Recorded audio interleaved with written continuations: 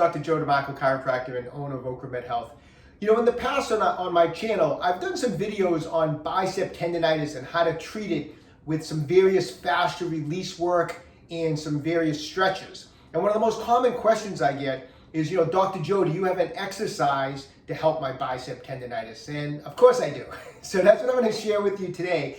We're going to go over one of my favorite exercises that I give patients for bicep tendonitis. I've used this sequence of exercises many times myself when I've had some issues over the years with bicep tendonitis. So it's very effective. We're going to go over it in detail in a minute. Before we do, if you haven't done so already, take a moment right now, subscribe to my channel, OcraMed Health on YouTube. Click that little bell notification. It notifies you every time I upload a new video. At the end of today's video, if you found the information helpful, I'd appreciate a thumbs up. Okay, so if you're currently dealing with bicep tendonitis, I really want to make sure that after today's video, after I show you this exercise, that you take a second and you view the previous video I've done on bicep tendonitis. I'm going to put the link for it right above me now. I want you to view that video also because that video goes over the necessary fascia release work and stretches that are also required. So you're not going to fix this with just today's exercise, but if you combine the two, the fascia release work with today's exercise, it's going to really help speed up your progress. So promise me that after today's video, you're going to watch that other video so that you can get better quicker, okay? So real quick, bicep tendonitis. We have two heads to the bicep, which many of you know. Neither tendon of either head attaches into the arm bone or what's known as the humerus. Both of those tendons, the long head of the bicep and the short head of the bicep, attach into the scapula. The long head attaches to the supraglenoid tubercle and the short head attaches to the coracoid process, both of the scapula. Why do we run into problem? Why do weightlifters have a lot of bicep tendonitis problems? I see it all the time. Here's the main thing. Two of the largest muscle groups of the upper body that weightlifters work a lot, the pec majors and the lats, are internal shoulder rotators. So weightlifters do a lot of work on these muscles. They build them up, they increase the strength, the size, but they don't stretch them properly. And those muscles, as they get tight, draw the shoulders into this chronic internal rotation. You see weightlifters a lot of times, they have this chronic internal rotation. If you ask weightlifters a lot of times to externally rotate the shoulders and supinate the arms, it's an awkward position for them. They're so tight. Well, this tightness in internal rotation causes the humerus to rotate in this way, putting pressure and pinching on those tendons, and then we go to use them and they get irritated in there. That's why you get up here and you press in, especially if you press in on those two tendons, they're on fire sometimes. So the internal rotation issue of the tightness in those muscles, that's what we kind of discussed in that other video, fascia release work and stretches.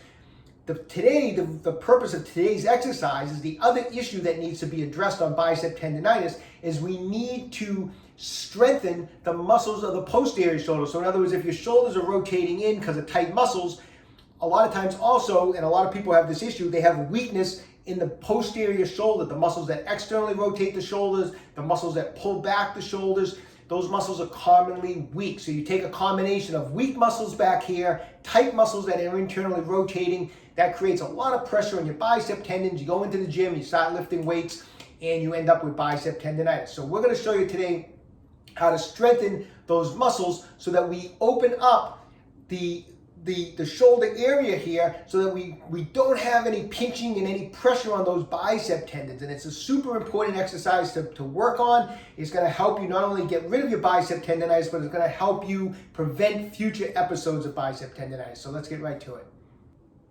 Okay, so we're going to be making progressions with this exercise each week, trying to make it a little tougher each week. Week one, I just want you to do it 5 or 6 times over the course of the week. So take a day, maybe 2 days off.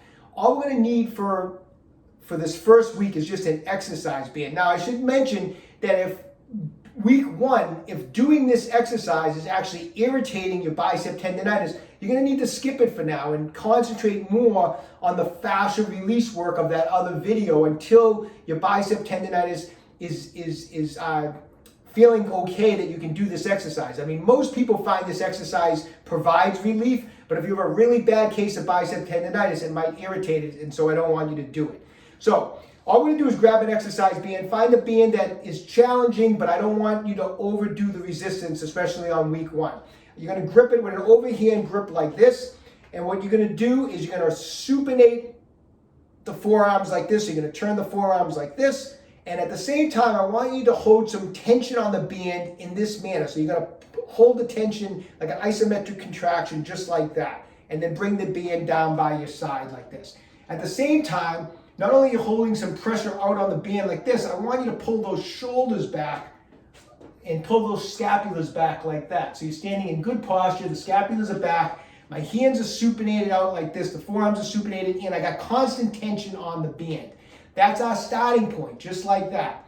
From here, what we're gonna do is you're gonna start to make a curling motion like that while you're keeping constant resistance on that band. When you get to 90 degrees or a little bit above, I want you to hold this for a 5-second count. 1001, 1002, 1003, 1004, 1005. Curl it up the rest of the way, get a good contraction on the curl, squeeze the biceps, and now hold this for 5 seconds. 1001, 1002, 1003, 1004, 1005, and slowly lower it back down. Do not relax the resistance on the band. Now, if you're new to doing this, that 1 rep might feel like, oh, that was a lot of work, and you may need to take a second or two or a few seconds before you do another repetition, because what we want to do is I want to build up to 5 repetitions. So those 2 holds and the way down is 1 rep.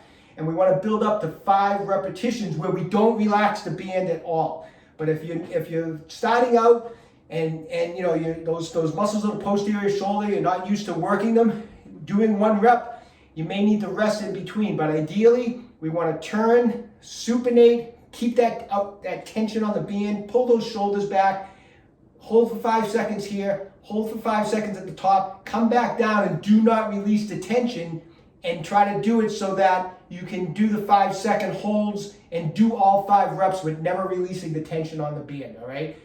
I'm hoping that by the end of week 1, you can do that. If you can't, then I want you to keep working on it until you can do 5 repetitions without releasing the tension on the band. So if you can do it at the end of week 1, you can move on to the next progression. If you can't, then it's okay, you know, if it takes you 9, 10, 11 days or whatever in order to do the 5 repetitions, then keep working on it until you can do 5 consistent repetitions. At that point, we're gonna start adding a little bit of resistance. So I just want you to grab the band again and just grab a pair of light dumbbells, just like this.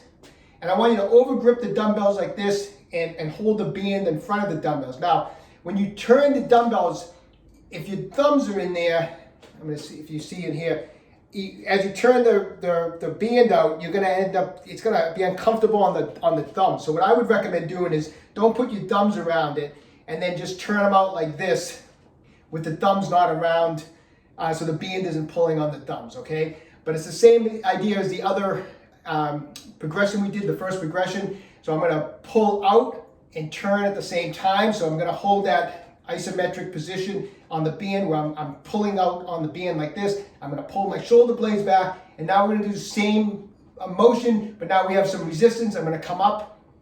When I get to 90 degrees or a little bit above, I'm gonna hold for 5 seconds, 1001, 1002, 1003, 1004, 1005. Come up all the way, squeeze those biceps, keep pulling out on that band. Don't let that band relax. You're gonna hold this for 5 seconds, 1001, 1002, 1003, 1004, 1005. Make sure you're keeping those shoulder blades pinned back also, and then slowly lower down, keeping that constant resistance on the band and keeping those shoulder blades pinned back. And once again, whatever weight you choose, 5-pound dumbbells, 10-pound dumbbells, whatever, we want to build up till we can do 5 repetitions without relaxing the band at all, okay? And the progression is going to be every week or every 10 days. Once you can reach that goal of 5 repetitions where you don't release the band, you're going to slowly add some resistance. Now, I find from my own experience with bicep tendonitis and doing this exercise and with working with patients, most people find this pretty relieving on the area because we're opening up those shoulders and curling, and it takes a lot of the pressure off those bicep tendons. And people that have told me, oh, I can't do curls anymore, it really kills me in the front of the shoulder, they can do curls in this manner. And so it's a good way to start integrating back into some bicep work in the gym. And it's a good way to help not only get rid of the current bicep tendonitis, but as you strengthen this area, it's going to prevent future episodes of bicep tendonitis. So how many weeks to go? I would keep building up until you can do a small truck. Keep adding weight with the band until you can do 5 repetitions with whatever weight, but just make sure as you're adding the weight that you're not ruining the form. Nice, slow, controlled form, nice, constant tension on the band. But go as heavy as you want, as long as, be safe, but go as heavy as you want, because, the stronger we can get, the better, but don't sacrifice form on this exercise. Okay, so get working that exercise. I've had a lot of success with that exercise, both personally over the years and with patients that have done really well with that exercise.